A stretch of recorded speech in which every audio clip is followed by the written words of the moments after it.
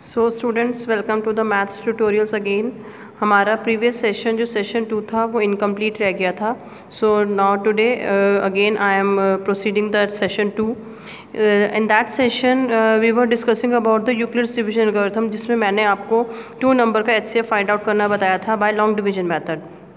तो इसी को हम कंटिन्यू करेंगे बाय यूक्लिड्स डिवीजन एल्गोरिथम, जिसमें मैंने आपको बताया था इन द फर्स्ट स्टेप आपका जो 867 है, जो बिगर नंबर है, वो आपका डिविडेंड है जिसको हम डिवाइड कर रहे हैं। ठीक है, 255 से इसे डिवाइड कर रहे हैं तो इट इज़ अ डिवाइज़र, जिसे हमने B से डिनोट किया है।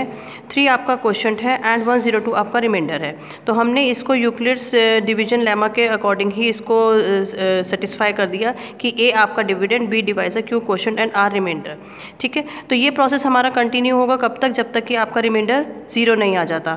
तो इन द नेक्स्ट स्टेप जो हमने लॉन्ग डिवीजन मेथड में भी किया था कि जो आपका डिवाइज़र है, रिमाइंडर था, वो आपका एज अ डिवाइज़र वर्क कर रहा था। तो same step we follow here कि आपका जो रिमाइंडर है वो डिवाइज़र हो गया 102।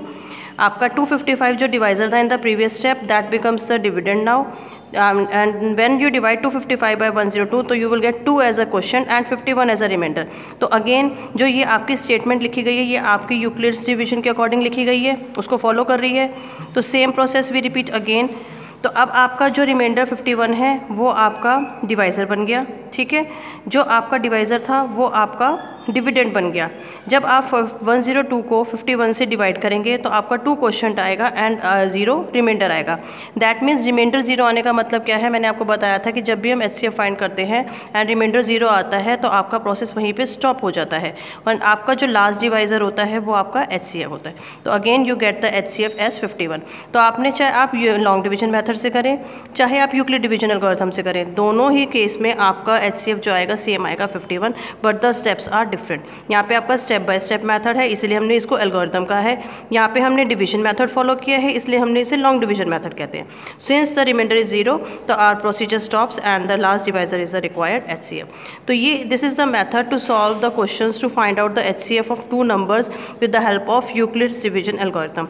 ये जो यहाँ पे स्टेटमेंट्स लिखी हुई हैं, ये आपका थ्योरेटिकल फॉर्म है, इसको आपको लर्न नहीं करना, बस आपका एज अ रिविजन पॉइंट है, आपका की नोट्स हैं कि आपको अगर कुछ फॉरगेट हो जाए तो आप इनको पढ़ के समझ सकें कि कैसे आप इसको सॉल्व करते हैं। तो this is the most important topic of the chapter Euclid's algorithm. In the next session we will discuss the other topics of the real numbers. So hope you like it and you easily understood this topic. आपको आसानी से समझ में भी आ गया होगा. So please don't forget to like, share and subscribe my channel. Okay, thank you students. So we will meet in the next session again. Till then, bye bye.